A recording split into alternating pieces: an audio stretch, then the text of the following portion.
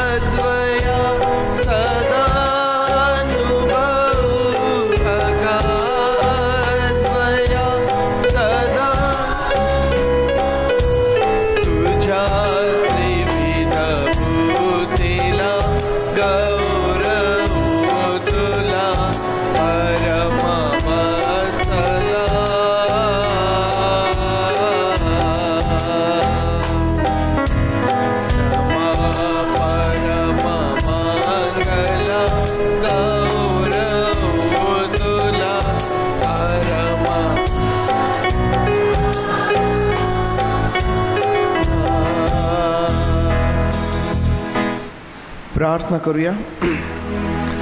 पवित्र आणि प्रेमळ परमेश्वर देव बापा, आम्ही तुझे आभार मानतो, स्तुती करतो, तुला गौरव आणि सन्मान देतो प्रभू. आज एक वार पुन्हा या पवित्र वारी आम्ही तुझ्या समोर येत आहोत आणि तुझे आभार मानतो प्रभू. मागील आठवडाभर तू आम्हा प्रत्येकाचा सांभाळ केलास, आमचं संरक्षण केलं, आमची काळजी घेतली प्रभू. याबद्दल आम्ही तुझे मनापासून आभार मानतो, स्तुती करतो. पवित्र देव बापा, आज तुझ्या समोर आम्ही येत असताना आमची प्रार्थना आहे प्रभू की तू आमच्यावरती दया कर प्रभू. तू आमच्यावरती दया कर आणि आमची क्षमा कर, आमच्या अपराधांची क्षमा कर, आम्हास धू आणि शुद्ध कर, पवित्र कर प्रभू. तुला हवी तशी भक्ती करण्यासाठी आज एक वार पुन्हा तुझं सहाय्य आम्ही मागत आहोत, तुझं सहाय्य आम्ही मागत आहोत प्रभू. तुझी कृपा तू आम्हाला पुरव. परमेश्वर देव बापा, आमची प्रार्थना आहे की तुझी उपस्थिती तू आज आमच्यामध्ये असू दे आणि तुझ्या उपस्थितीमध्ये प्रभू ही भक्ती तू आशीर्वादाची कर. तुझ्या लेकरांचं एकत्र येणं तू आशीर्वादाचं कर. होय प्रभू, आमची विनंती आहे, जी तुझी लेकरं मार्गात आहेत त्यांना तू सुखरूप घेऊन ये. पवित्र देव बापा, आमची प्रार्थना आहे की आज जी तुझी लेकरं घरी आहेत, दुखणाईत आहेत, आजारी आहेत, बिछाण्यावरती आहेत, दवाखान्यामध्ये आहेत प्रभू, अशा प्रत्येकावरती तुझे हात तू ठेव आणि पवित्र देव बापा त्यांना मोठी शांती दे. पवित्र देव बापा, उत्तम आरोग्य दे.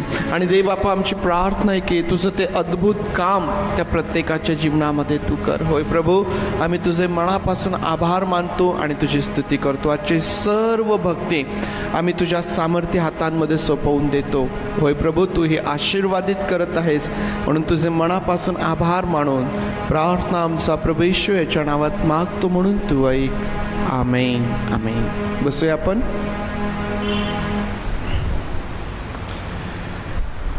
गीत गात प्रभूला सामोरे जाऊया. उपासना संगीतामधून 1 नंबरचं गीत आपल्या सर्वांना येईल.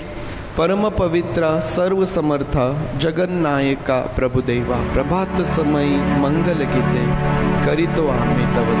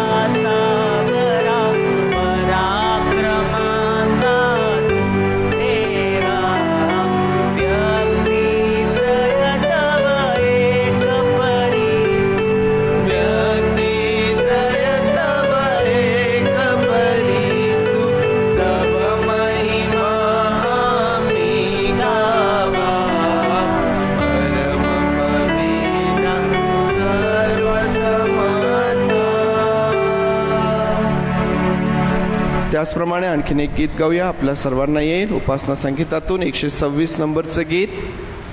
संपूर्ण जगा देखता ख्रिस्ताला धरी मी, तयाची वार्ता सांगता लज्जाना मानी मी. 126 नंबर.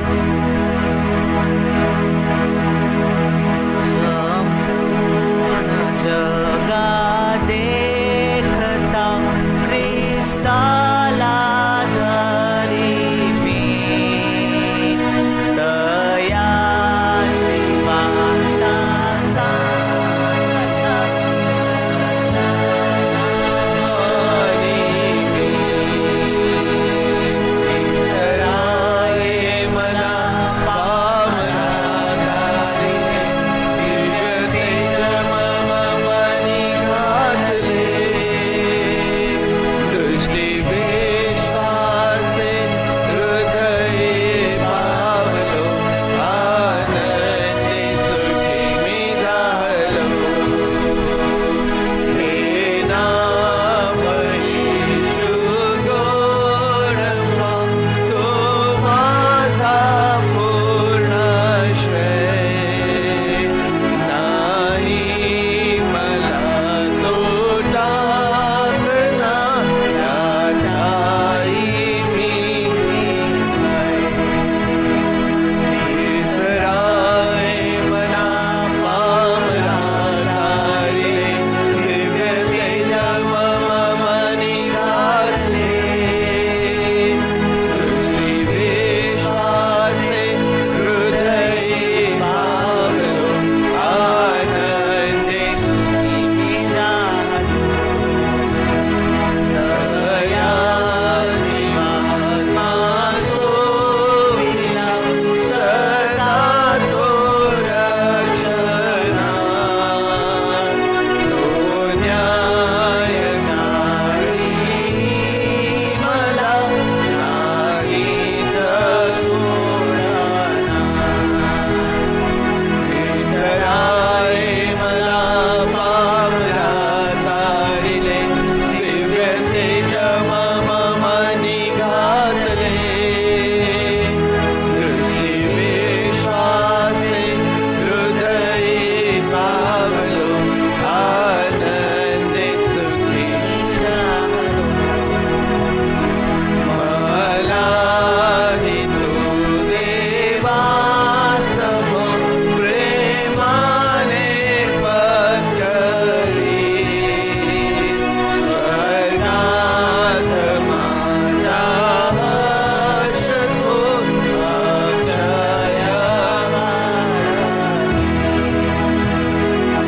इसराये मला पामरा तारिले, दिव्य तेज मम मनी घातले. दृष्टी विश्वासे हृदये पावलो, आनंदी सुखी मी झालो.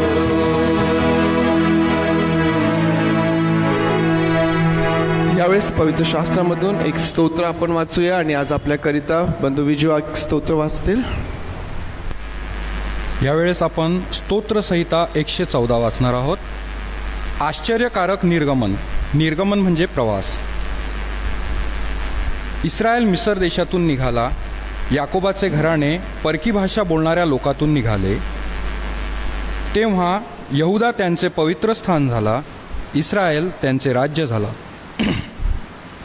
हे पाहून समुद्र पळाला, यार्देन मागे हटली. पर्वतांनी मेंढ्यांसारख्या आणि टेकड्यांनी कोकरांसारख्या उड्या मारल्या. हे समुद्रा, तुला काय झाले म्हणून तू पळतोस? हे यार्देने, तुला काय झाले म्हणून तू मागे हटतेस? अहो पर्वतांनो, तुम्हाला काय झाले म्हणून तुम्ही मेंढरांसारख्या उड्या मारता? अहो टेकड्यांनो, तुम्हाला काय झाले म्हणून तुम्ही कोकरांसारख्या उड्या मारता?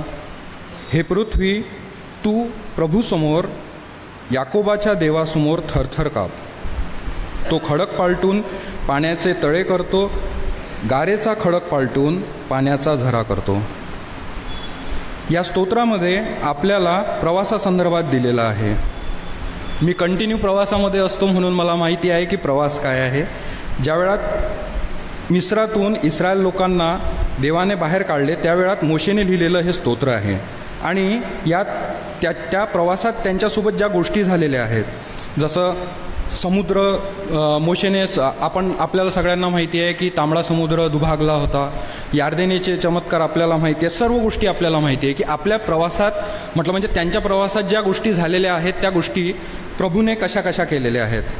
आज आपण जर विचार करतो आपण आपल्या संदर्भात, आपल्या जीवनासंदर्भात, प्रवासासंदर्भात, तर आपला प्रवास काय आहे. इस्रायल लोक कोण होते? देवाचे निवडलेले लोक. आज आपण देवाचे निवडलेले आहोत, है ना. आपण ज्यावेळेस परकी भाषा बोलणारे लोक म्हटलं म्हणजे कोणते? जे देवाला ओळखत नाही, जे देवाच्या इच्छेने चालत नाही, अशा लोकांमधून बाहेर निघालो. त्यावेळात काय होतं माहिती आहे का आपल्यासोबत? ह्या सगळ्या गोष्टी होतात. वचन 5:6 सांगितलेलं आहे. ज्या आश्चर्यकारक गोष्टी आहेत. एखादी गोष्ट असती माझ्या जीवनामध्ये, किंवा कोणी पण आहोत आपण स्वतःला म्हणून, माझ्या जीवनामध्ये अशी एखादी गोष्ट आहे की जी एकदम होऊच शकत नाही. आपल्याला वाटतं की नाही आता हे होऊ शकत नाही, पण ती गोष्ट होऊन जाते. त्यावेळेस आपण काय म्हणतो? देवाला धन्यवाद असो. का होतं ते? कारण की वचन 7 काय म्हणतं माहिती आहे? की सर्व पृथ्वी त्यापुढं थरथर कापो. तो कोण आहे? तो जिवंत देव आहे. आणि तो आपल्या ज्यावेळेस सोबत राहतो त्यावेळेस आपला प्रवास जो राहतो तो आपला प्रवास नेहमीच सुखकर होतो. म्हणून आपला प्रवास सुखाचा हो. परमेश्वर वाचलेल्या वचनांवर आशीर्वाद देव. यावेळेस आपण काही गीतांच्याद्वारे प्रभूची स्तुती करूया. आणि एक नवीन उपक्रम आजपासून आपण चालू करत आहोत. आणि तो या प्रकारचा आहे की मागच्या रविवारी आपण महिला दिन साजरा केला. 8 तारखेला आपल्याला माहिती आहे जागतिक महिला दिन असतो. आज बऱ्याचशा मंडळांमध्ये महिला दिन साजरा केला जात आहे. आपण तो आधीच साजरा केला, परंतु एक नवीन सुरुवात आपण अशी करत आहोत की चर्चमध्ये क्वायर जो आहे, आपण मुलींचा वेगळा क्वायर करत आहोत. मुलांचा तर आहेच. आमच्या असं लक्षात आलं की मुलींना पण डेव्हलप होण्यासाठी, वाढण्यासाठी स्पेस पाहिजे. मुलं असले की मग तो कमी होऊन जातो. आणि म्हणून आपण एक नवीन उपक्रम सुरू करत आहोत ज्यामध्ये मुलींचा सेपरेट क्वायर असणार आहे. आणि म्हणून मंडळीला विनंती असेल की आपल्या घरी ज्या तरुण मुली आहेत त्यांना क्वायरमध्ये पाठवा. मुलींचा हा सेपरेट क्वायर आहे आणि त्याची सुरुवात आपण आजपासून करत आहोत. आजची प्रेज अँड वर्शिप जी आहे, मुलींचा जो क्वायर आहे तो लीड करणार आहे. आणि म्हणून यावेळेस क्वायर पुढे येईल आणि प्रभूच्या स्तुतीमध्ये, आराधनेमध्ये, भक्तीमध्ये आपल्याला ते चालवतील.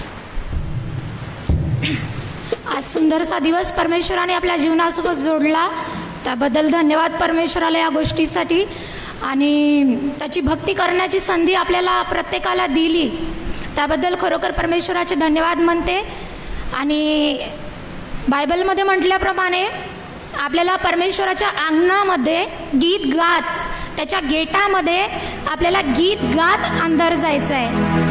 तर काही आपण सुंदरशी गीत आहे ते गाऊ. प्रत्येकाला माहिती आहे, जुनीच आहेत गाणे. आणि तुमची साथ हवी आहे गाणे म्हणण्यासाठी सुद्धा. टाळ्या वाजवून देणार ना सर्व साथ?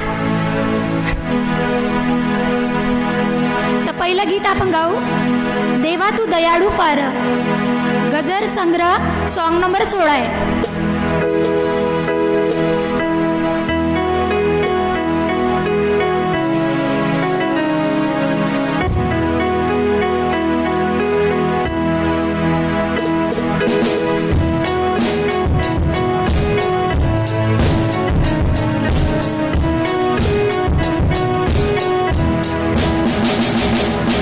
देवा तू दयाळू फार,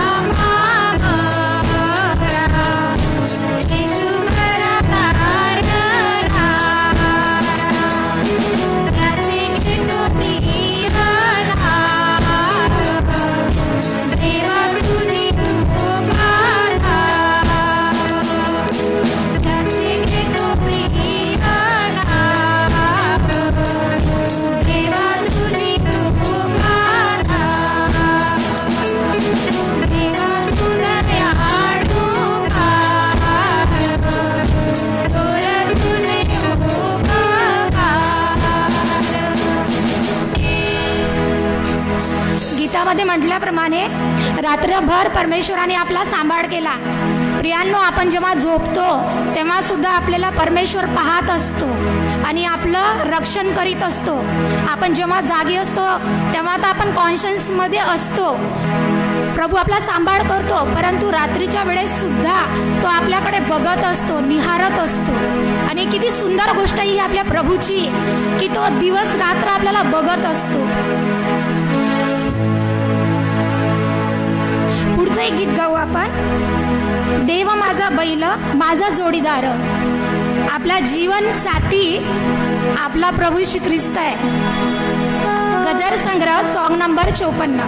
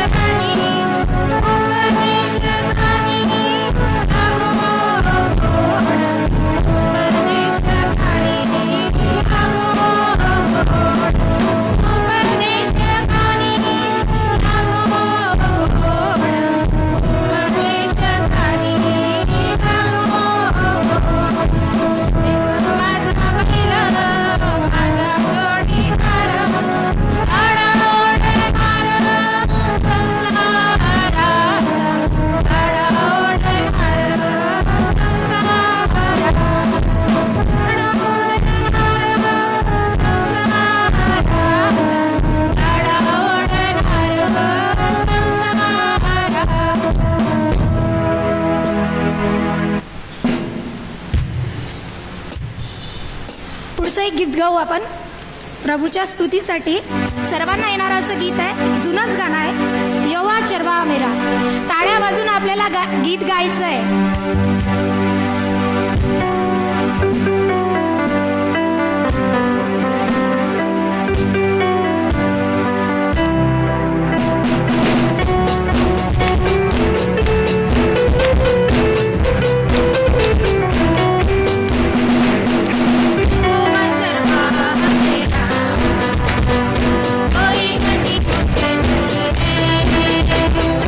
हरी चरण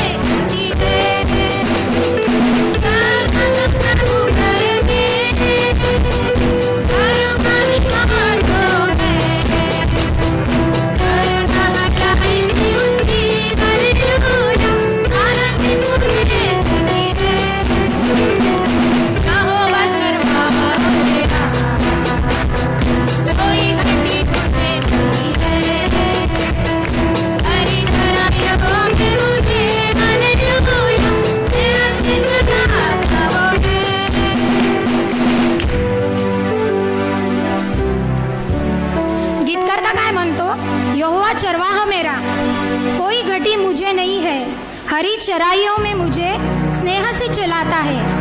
खरोखर कुठल्याच गोष्टीची कमतरता आपल्या परमेश्वराने आपल्याला ठेवलेली नाही आहे. त्याचं लेकरू या नात्याने आपल्याला त्यांनी सर्व काही दिलेलं आहे. भौतिक गोष्टींनी म्हणा, आध्यात्मिक गोष्टींनी म्हणा, प्रत्येक गोष्टींनी त्यांनी आपल्याला आशिषित केलेलं आहे. आणि आपण पुष्कळदा चुका करतो, आपण चुकतो, परंतु आपला प्रभू परमेश्वर आपल्याला पुन्हा जवळ घेतो आणि आपल्याला चालवतो. तो आपली काठी आहे, तो आपला सांभाळ करणारा आपला पिता आहे.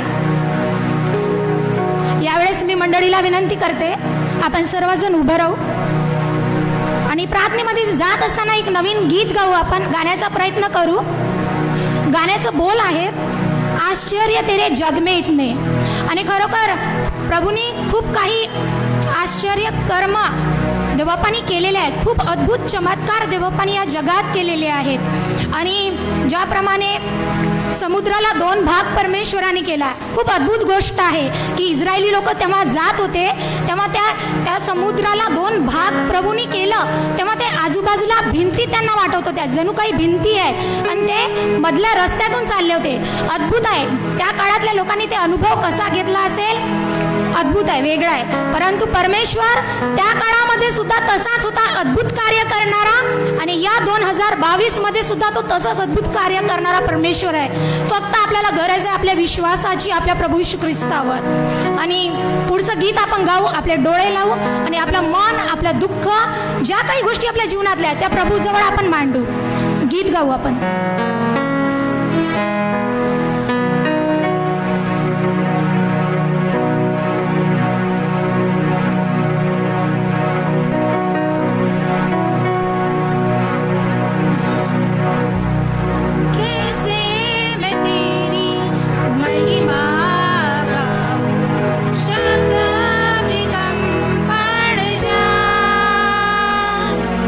लिखने बैठो तेरी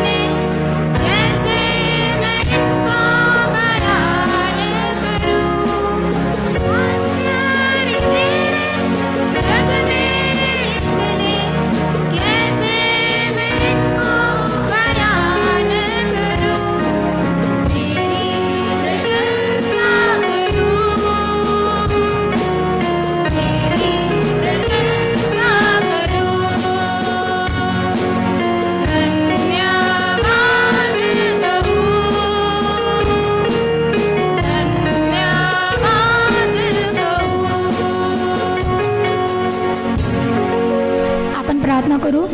पवित्र पवित्र सेनाधीश परमेश्वर पिता, आकाश आणि पृथ्वीच्या उत्पन्न करता दे बाप्पा, राजांच्या राजा, प्रभूंच्या प्रभू, प्रभू येशू ख्रिस्ता, धन्यवाद दे बाप्पा या सुंदरशा वेळेसाठी, या सुंदरशा समयासाठी धन्यवाद दे बाप्पा. पुन्हा एक वार परमेश्वर पिता, तुझी भक्ती करण्यासाठी दे बाप्पा, तुझ्या मंदिरात येण्यासाठी दे बाप्पा, तू आम्हाला सहाय्यता मदत केली दे बाप्पा. खरोखर तुझे आभार मानते दे बाप्पा. मागील आठवडाभर तू आमचा सांभाळ केला, आमचं संरक्षण केलं दे बाप्पा. खरोखर या गोष्टीसाठी सुद्धा तुझे आभार मानते दे बाप्पा. आणि परमेश्वर पिता दे बाप्पा, आजचं वचन ऐकण्यासाठी तू ही संधी दिली, तुझे मनापासून आभार मानते दे बाप्पा. परमेश्वर पिता, इथं बसलेल्या प्रत्येक माझ्या भावावर, प्रत्येक बहिणीवर तुझा आशीर्वाद तू दे बाप्पा. आज परमेश्वर पिता, कुणी मनातल्या मनात तुझ्यासोबत बोलत असेल, प्रार्थना करत असेल, कुणी दुःखी असेल दे बाप्पा, कुणी आजारी असेल परमेश्वर पिता दे बाप्पा, विनंती प्रार्थना करते तुझ्याजवळ की तुझ्या पवित्र हात तू त्यांच्यावर ठेव दे बाप्पा. त्यांना तू आरोग्याने भर, शक्तीने भर दे बाप्पा.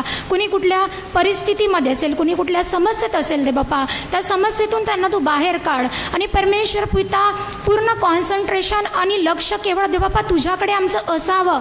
आणि दे बाप्पा, येणारं वचन आम्हाला समजण्यासाठी तू मार्गदर्शन कर, ज्ञान बुद्धी पुरव. आम्हाला नाही समजत प्रभू, परंतु तू आम्हाला समजून सांग. तू आमचा शिक्षक आहे दे बाप्पा, तू आम्हाला समजून सांग दे बाप्पा. आणि तुझ्या मार्गावर चालण्यासाठी हिम्मत ताकद तू दे. पुष्कळदा आम्ही कमजोर पडतो दे बाप्पा, परंतु दे बाप्पा, आम्ही आमची कमजोरी, आमचा अशक्तपणा आम्ही तुझ्या दयेच्या सिंहासनाजवळ ठेवतो बाप्पा.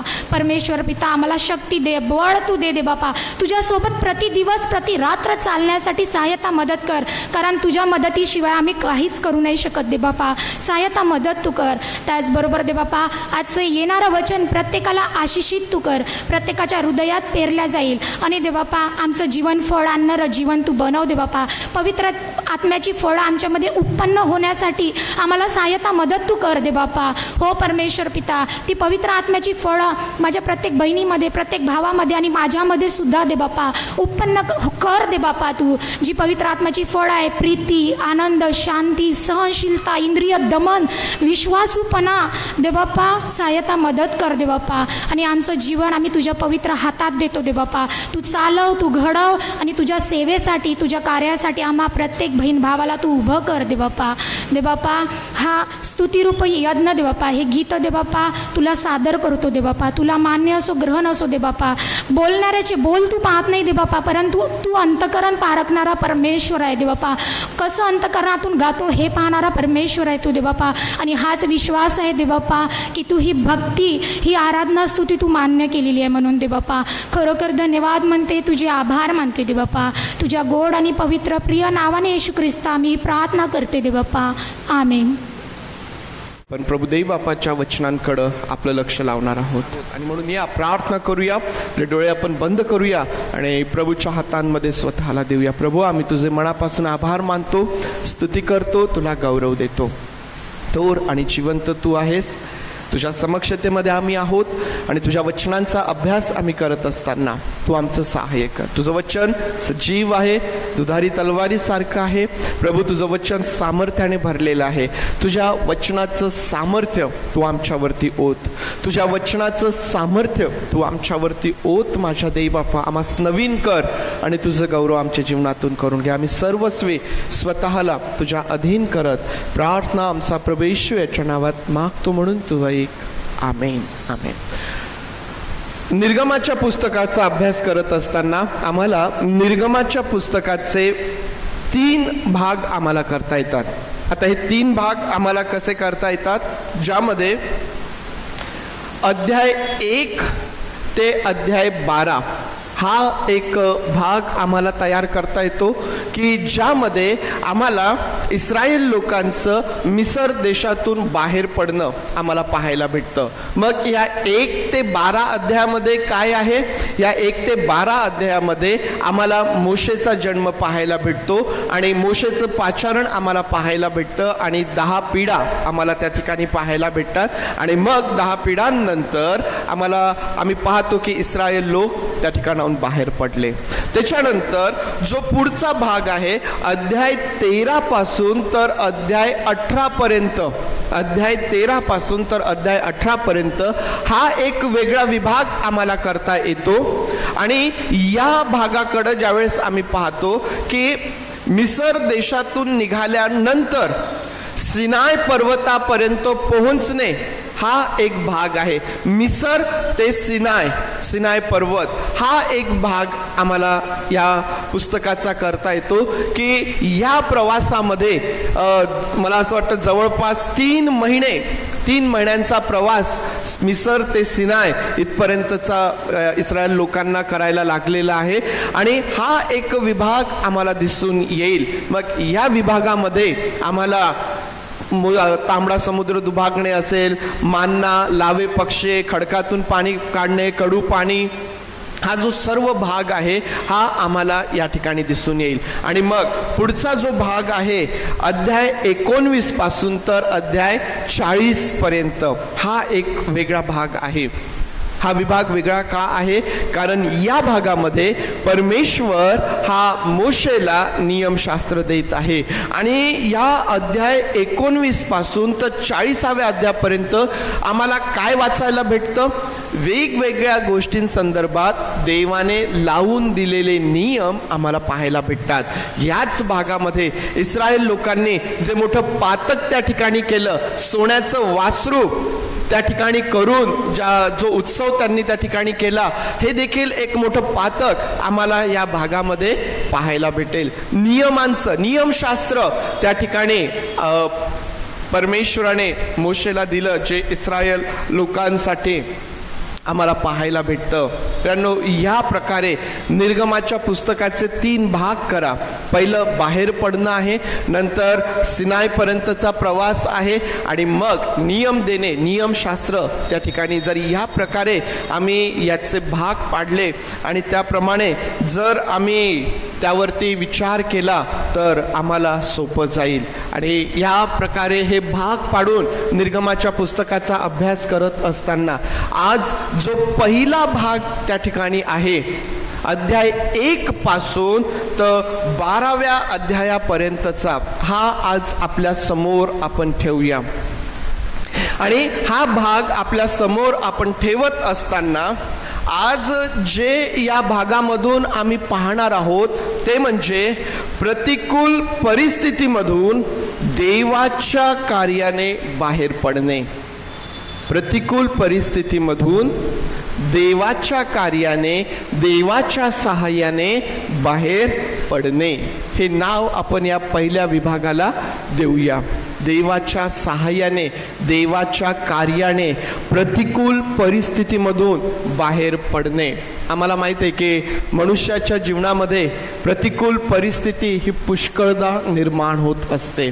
ज्यावेळेस आम्ही पाहतो, आम्ही योसेफाकडं जर आम्ही पाहिलं तर योसेफाच्या जीवनामध्ये आम्ही पाहिलं की वेगवेगळ्या प्रतिकूल परिस्थितीमध्ये त्या ठिकाणी योसेफ आहे, परंतु प्रत्येक परिस्थितीमध्ये परमेश्वराच्या सहाय्याने योसेफ बाहेर पडतोय आणि त्या ठिकाणी अधिकारी तो त्या ठिकाणी बनतोय. मग विकल्यानंतर त्या ठिकाणी त्या मालकाच्या घरामध्ये असेल किंवा मग त्या जेलमधून बाहेर निघाल्यानंतर स्वप्नाचा अर्थ सांगण्याच्या द्वारे मिस्राचा अधिकारी होणे असेल. प्रतिकूल परिस्थितीमध्ये आम्ही पाहतो की परमेश्वराच्या सहाय्याने, परमेश्वराच्या कार्याने मनुष्य बाहेर पडू शकतो. आणि म्हणून आज निर्गम या पुस्तकाच्या या पहिल्या भागावर आपण मनन करीत असताना प्रतिकूल परिस्थितीमध्ये देवाच्या कार्याचा, देवाच्या सहाय्याचा अनुभव आज आम्हाला घेता येईल प्रियांनो. आणि म्हणून या भागाकडे पाहत असताना जो पहिला विचार मला तुमच्या समोर ठेवायचा आहे, जो पहिला मुद्दा मला तुमच्या समोर ठेवायचा आहे, तो म्हणजे प्रतिकूल परिस्थितीमध्ये मोशेचा जन्म आम्हाला पाहायला भेटतो. प्रतिकूल परिस्थितीमध्ये मोशेचा जन्म आम्हाला पाहायला भेटतो. आम्ही काय विचार करत आहोत? प्रतिकूल परिस्थितीमधून परमेश्वराच्या कार्याने, परमेश्वराच्या सहाय्याने बाहेर पडणे.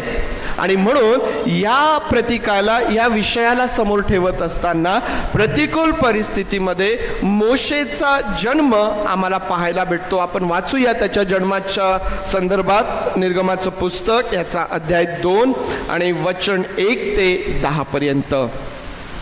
लेवी वंशातल्या एका पुरुषाने जाऊन लेवीची कन्या बायको केली. ती स्त्री गर्भवती होऊन तिला मुलगा झाला.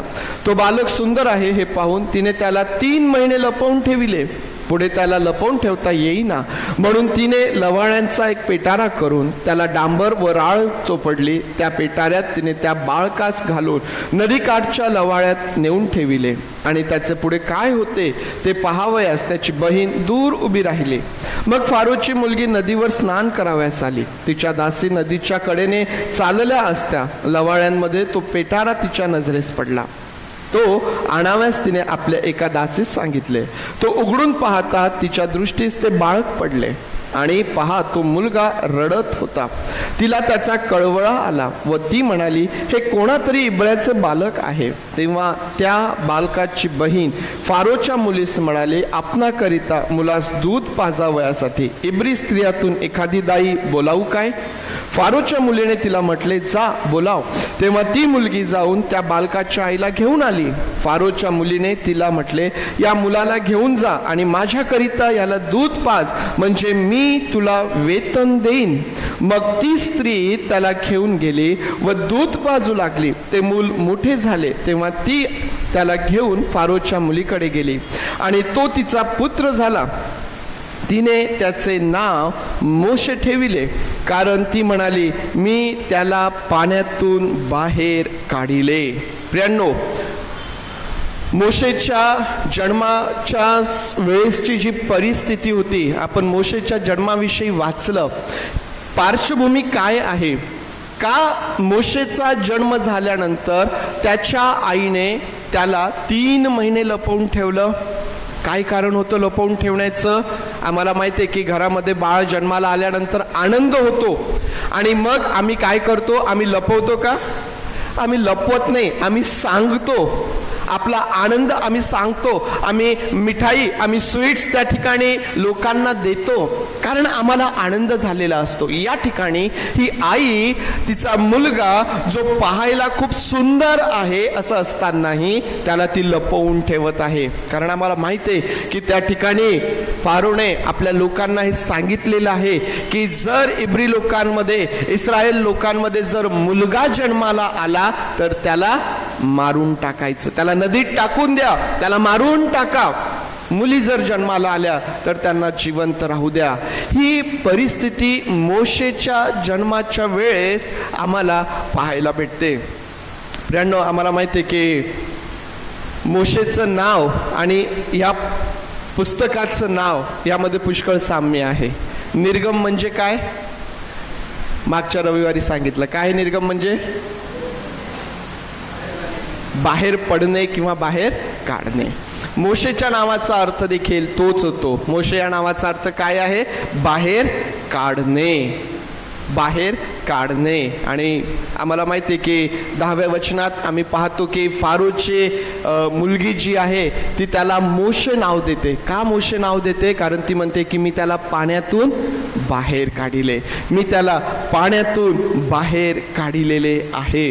प्रियांनो, मोशेच्या जन्माच्या वेळेस ही जी प्रतिकूल परिस्थिती आम्हाला पाहायला भेटते, अशा या प्रतिकूल परिस्थितीमध्ये मोशेचा जन्म झाला. आणि आम्हाला माहिती आहे की आम्ही वृत्तांत वाचला, मोशेला वाचवण्यासाठी त्याची आई ज्यावेळेस 3 महिने आता झालेत आणि आता त्याला आणखीन लपवून ठेवता येत नाही, म्हणून एक आई आपल्या बाळाकरिता एक पेटारा तयार करत आहे. त्याला डांबर व राळ तिला त्या पेटाऱ्याला लावत आहे.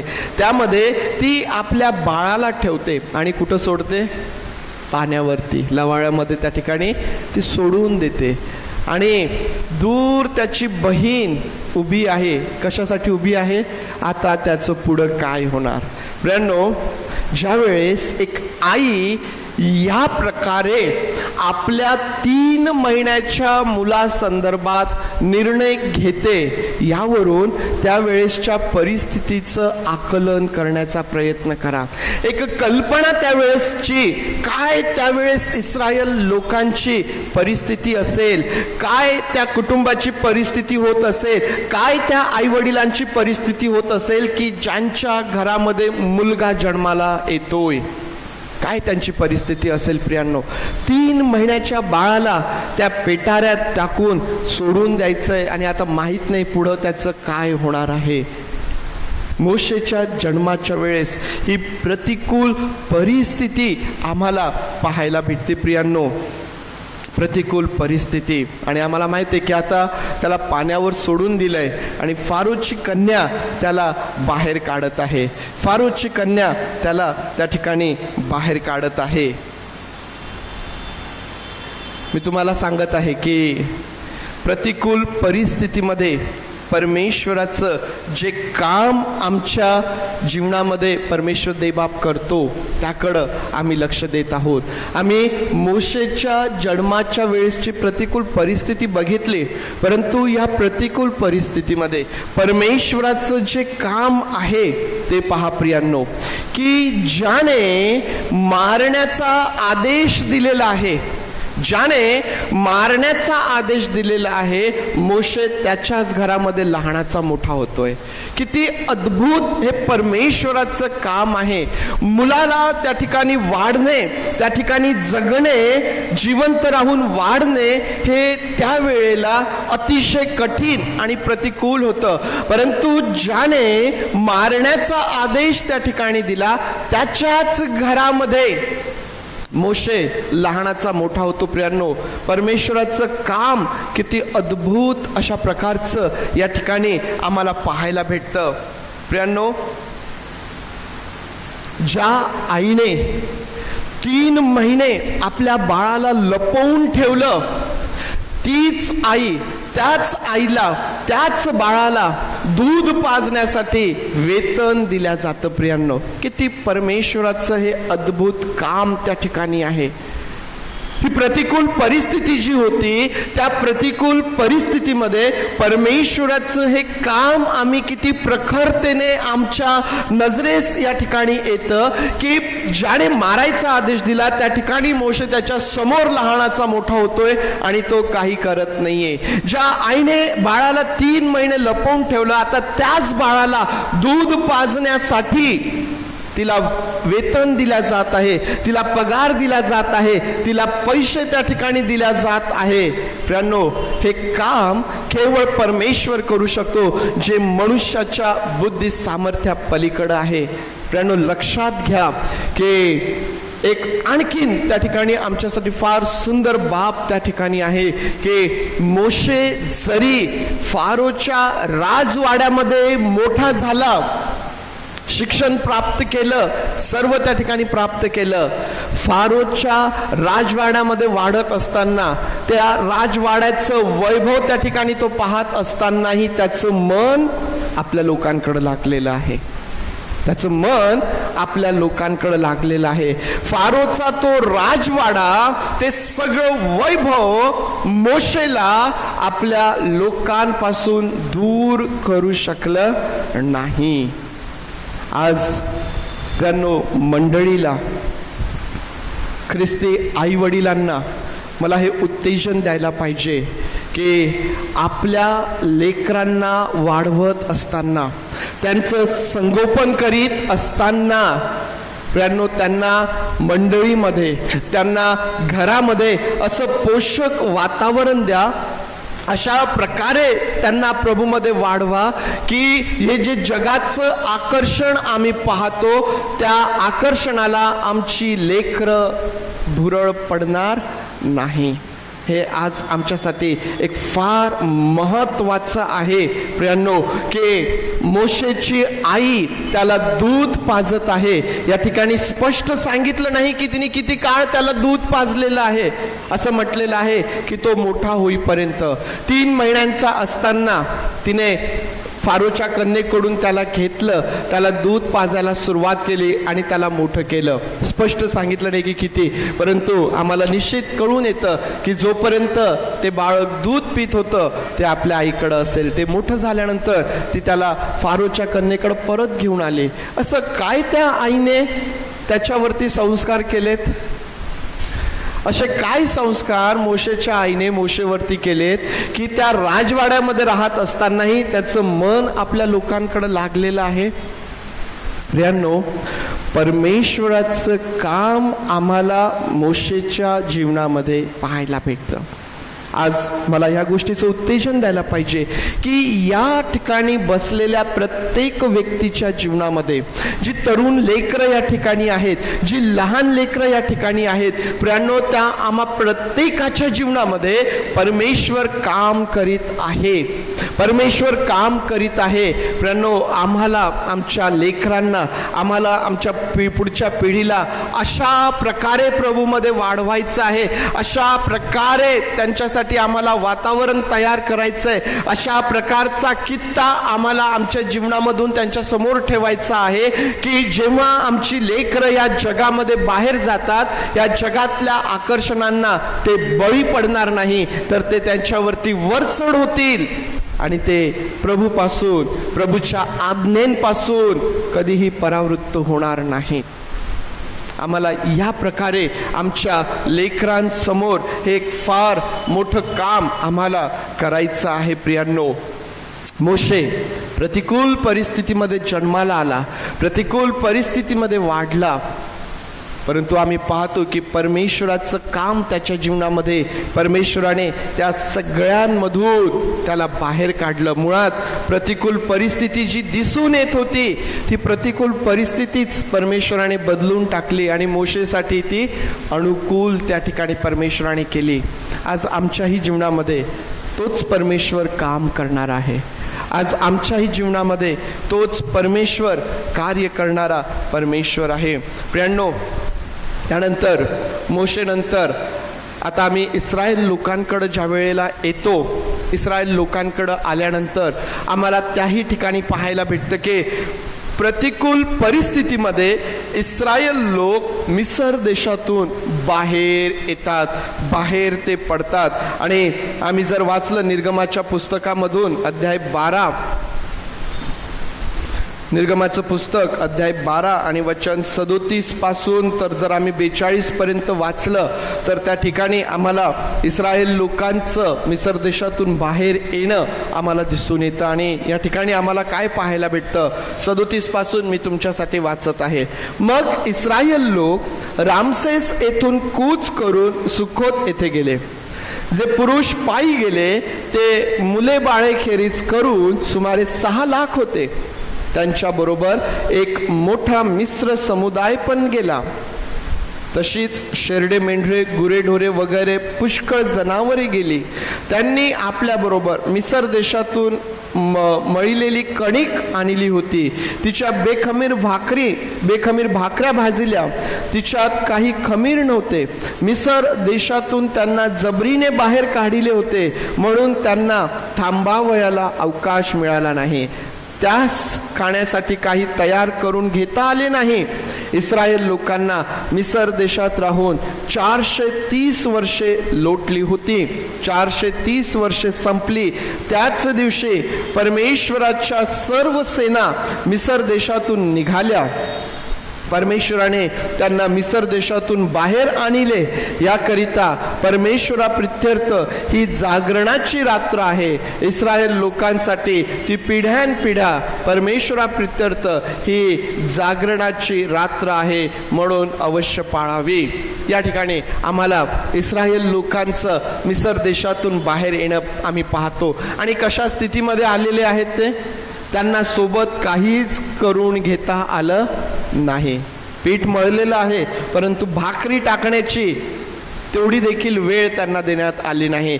जबरीने तुम्ही निघा आमच्यामधून, तुम्हाला काय पाहिजे, तुम्हाला आमच्याकडून सोनं पाहिजे, तुम्हाला आमच्याकडून काय पाहिजे ते सगळं घ्या, परंतु आमच्यामधून निघा. या प्रकारे प्रियांनो, आम्ही इस्रायल लोकांना मिसरमधून, त्या प्रतिकूल परिस्थितीमधून बाहेर पडताना आम्ही पाहतो. उत्पत्तीच्या 46व्या अध्यायामध्ये हे इस्रायल लोक मिसर देशात प्रवेश करतात. त्या ठिकाणी दुष्काळामुळं त्या ठिकाणी ते राहायला जातात आणि निर्गमाच्या 12व्या अध्यायामध्ये त्या ठिकाणाहून बाहेर निघतात. उत्पत्ती 46 ते निर्गम 12 किती वर्षांचा काळ आहे तो? 430 वर्षांचा. परमेश्वर अब्राहमाला आधीच बोलला होता की ते परक्या ठिकाणी दास्य करतील, 400 वर्षांचं दास्य करतील. उत्पत्तीच्या 15व्या अध्यायात तुम्हाला दिसून येईल. त्याप्रमाणे या लोकांनी 430 वर्ष त्या ठिकाणी ते राहिलेत आणि मग बाहेर पडले.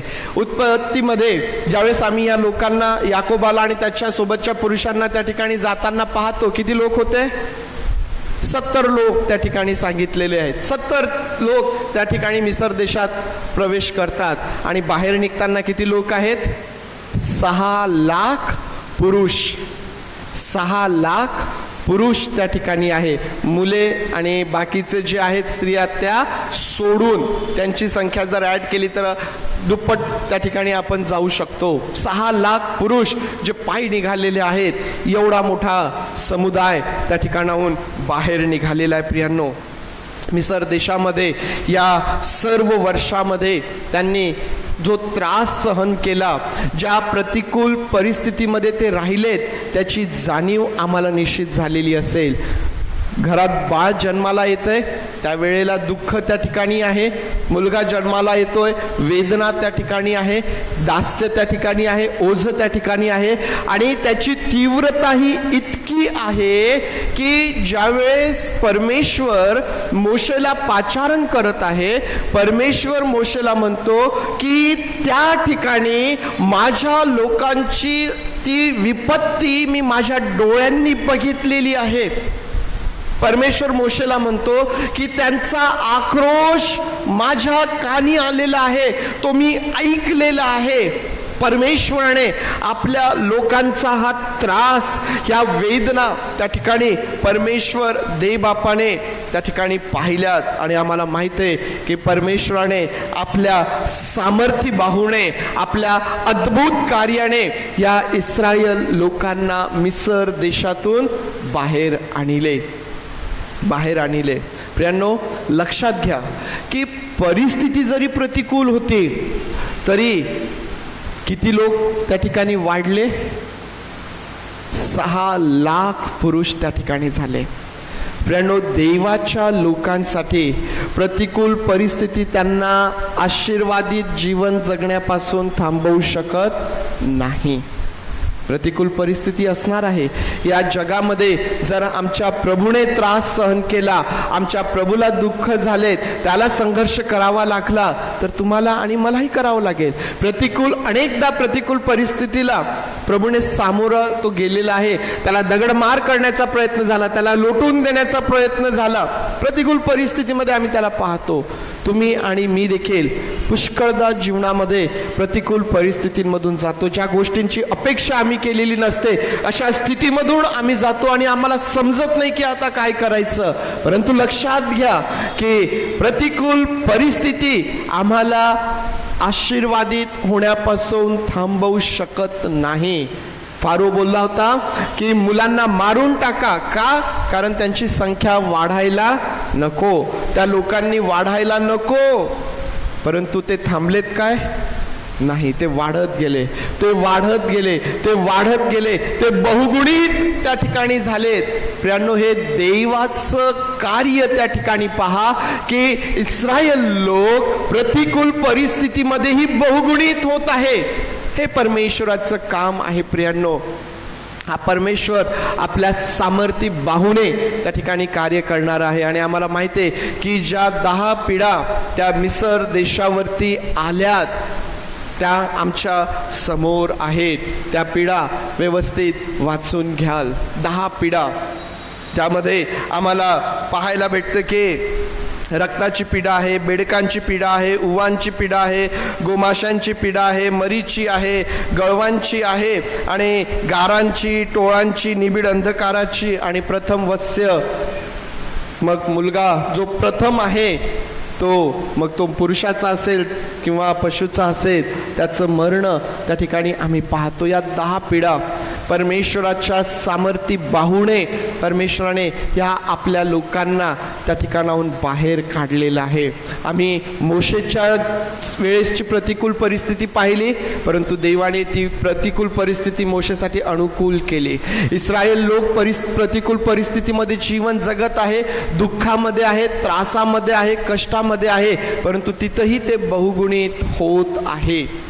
आज प्रियांनो, तुम्ही आणि मी आपल्या जीवनासंदर्भात या गोष्टींचा विचार करायला पाहिजे. कदाचित आम्ही आमच्या जीवनामध्ये प्रतिकूल परिस्थितीमध्ये असणार, परंतु आज परमेश्वराचं प्रतिकूल परिस्थितीमध्ये असणारं जे कार्य आहे, काम आहे, त्याकडे ज्यावेळेस तुम्ही पाहता प्रियांनो, आज देवाचा आत्मा तुमच्यासोबत काय बोलतो?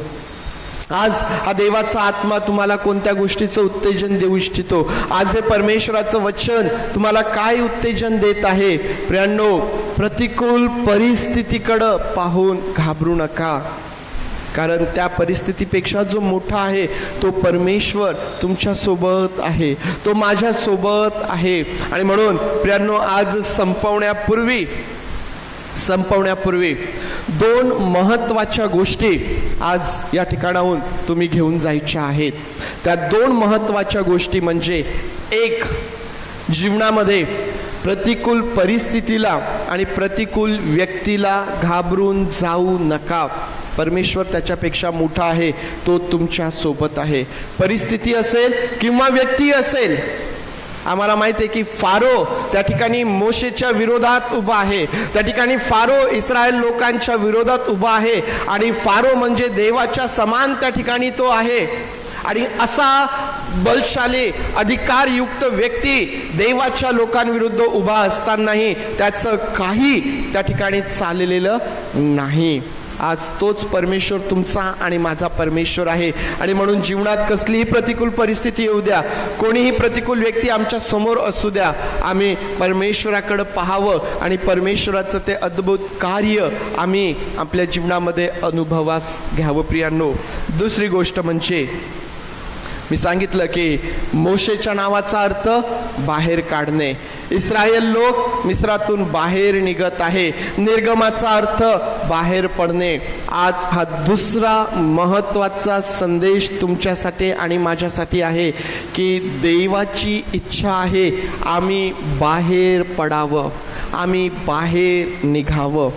आम्ही कशातून बाहेर निघावं? आम्ही कशातून बाहेर पडावं? जर आज आम्ही पापामध्ये आहोत तर आज आमची गरज आहे आम्ही पापामधून बाहेर पडावं, पापातून बाहेर यावं. परमेश्वर आपल्या लोकांना पापाच्या गुलामगिरीमध्ये पाहू इच्छित नाही. आणि म्हणून आज तुम्हाला आणि मला निर्णय घ्यायचा आहे की आम्ही त्या सर्व प्रकारच्या वाईटातून, त्या सर्व प्रकारच्या पापातून आम्ही बाहेर पडणार. आम्हाला कशातून बाहेर पडायचं आहे? आम्ही व्यसनाधीन जीवन जगत आहोत काय? आमच्या जीवनामध्ये व्यसन आहेत काय? आज परमेश्वराची इच्छा आहे की आम्ही त्यामधून बाहेर निघून यावं, आम्ही बाहेर पडावं. आणि जर या ठिकाणी कोणाला आपल्या पापामधून बाहेर निघता येत नाहीये, त्या चिखलातून, त्या घाणीतून निघता येत नाहीये, जर कोणाला त्या व्यसनाच्या बंधनातून निघता येत नाहीये, तर प्रियांनो, परमेश्वराचं सामर्थ्य आणि परमेश्वराचं सहाय्य आमच्यासाठी उपलब्ध आहे. जर आम्ही त्याला आरोळी मारली, त्याच्या त्या सामर्थ्याने, त्याच्या त्या सहाय्याने आम्ही सर्व प्रकारच्या पापातून, आम्ही सर्व प्रकारच्या व्यसनांमधून बाहेर निघू शकतो. प्रियांनो, ते सामर्थ्य आमच्या प्रभू परमेश्वरामध्ये आहे आणि ते कार्य तो तुमच्यासाठी आणि माझ्यासाठी करणारा आहे. आणि म्हणून आज देवाच्या लोकांनो, हा परमेश्वर त्याच्या वचनांमधून आज तुमच्यासोबत आणि माझ्यासोबत काय बोलत आहे, आपल्या अंतःकरणामध्ये ते आपण घेऊया. आपले डोळे आपण बंद करूया आणि आज देवाच्या आत्म्याला आपल्या आत्म्याबरोबर बोलू देऊया. प्रियांनो, परमेश्वराचं वचन हे सजीव आहे, ते आमच्यासोबत बोलतं, ते आमच्यासोबत बोलतं. आणि म्हणून आज तो आमच्यासोबत काय बोलत आहे ऐकूया प्रियांनो, ते समजून घ्या. जीवनातील प्रतिकूल परिस्थितीमुळे तुम्ही दुःखी आणि निराश आहात काय? परमेश्वर प्रतिकूल परिस्थिती बदलणारा, आमच्यासाठी अनुकूल करणारा तो आहे. ते सामर्थ्य त्याच्या ठायी आहे, ते सामर्थ्य त्याच्या ठायी आहे. आमच्या जीवनामध्ये व्यक्तीचं भय आहे काय? प्रियांनो, परमेश्वरासमोर कोणीही उभं राहू शकत नाही, कोणीही व्यक्ती परमेश्वरासमोर टिकाव धरू शकत नाही. आणि म्हणून जर तुम्ही परमेश्वराच्या सोबत आहात, परमेश्वर जर तुमच्या पक्षाने उभा आहे, तर मग घाबरून कशाला जाता? कशाला घाबरून जाता? परमेश्वर सामर्थ्य बाहुने तुम्हाला जय देणारा परमेश्वर आहे, तुम्हाला आशीर्वादित करणारा आहे. परमेश्वराचं सहाय्य, परमेश्वराचं सामर्थ्य उपलब्ध आहे.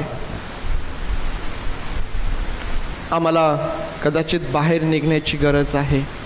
आमच्या पापमय जीवनातून, आमच्या व्यसनाधीन जीवनामधून आम्हाला बाहेर पडण्याची गरज आहे. आम्हाला निर्णय घेता येईल. आणि जर तुम्ही यापूर्वी प्रयत्न केला परंतु तुम्हाला ते शक्य झालं नाही, तर आज पुन्हा एक वार परमेश्वराच्या सहाय्याने आणि परमेश्वराच्या सामर्थ्याने प्रयत्न करा. पहा, परमेश्वर तुम्हाला विजयी करणारा परमेश्वर आहे. होय प्रभू, आम्ही तुझे मनापासून आभार मानतो. आम्ही तुझी स्तुती करतो आणि तुला गौरव देतो. प्रभू, आम्ही तुला सन्मान देतो. तू थोर आहेस. पवित्र देव बापा, जे कार्य तू मोशेच्या जीवनामध्ये केलं, जे काम तू इस्रायल लोकांच्या जीवनामध्ये केलंस, पवित्र देव बापा, तेच तुझं सामर्थ्य आज आम्हापैकी पुष्कळांना हवं आहे. किंबहुना आम्हा प्रत्येकाच्या जीवनामध्ये तुझ्या त्या अद्भुत गोष्टींच्या अनुभवाची गरज आहे. प्रभू, आम्हाला पुरव. पवित्र देव बापा, तुझं सामर्थ्य तू आमच्या जीवनामध्ये ओत. प्रभू, जर आज आमच्यापैकी कोणी आपल्या पापामधून, व्यसनामधून बाहेर निघण्याचा प्रयत्न करत आहे, त्या व्यक्तीच्या जीवनामध्ये तुझं सामर्थ्य तू ओत आणि पवित्र देव बापा, तुझं गौरव तू करून घे. आमच्या पापमय जीवनातून तू आम्हाला बाहेर काढ आपल्या सामर्थ्य बाहुने माझ्या देवा, जेणेकरून आम्हाला त्या स्वर्गाच्या राज्याकडं प्रवास करता येईल. प्रभू, तू आमचं सहाय्य कर. प्रभू, तू आमचं सहाय्य कर. प्रभू, तू आमचं सहाय्य कर. आम्ही स्वतःला तुझ्या अधीन करतो, तुझे आभार मानतो आणि प्रार्थना आमचा प्रभू येशू याच्या नावात मागतो म्हणून तू ऐक. आमेन. आमेन. त्यावेळेस आपण उभं राहूया, प्रभूने शिकवलेली प्रार्थना करूया. हे आमच्या स्वर्गातील बापा, तुझे नाम पवित्र मानले जाव. से राज्य जसे स्वर्गात तसेच तुझ्या इच्छेप्रमाणे आमचे रोजची भाकर, आणि जसे आम्ही आमच्या ऋण्यास ऋण सोडले तसेच तो आमचे ऋण्यास, आणि आम्हास परीक्षेत आण नकोस तर आम्हास वाईटापासून सोड. कारण की राज्य, सामर्थ्य आणि गौरव हे सर्व काळ तुझेच आहे.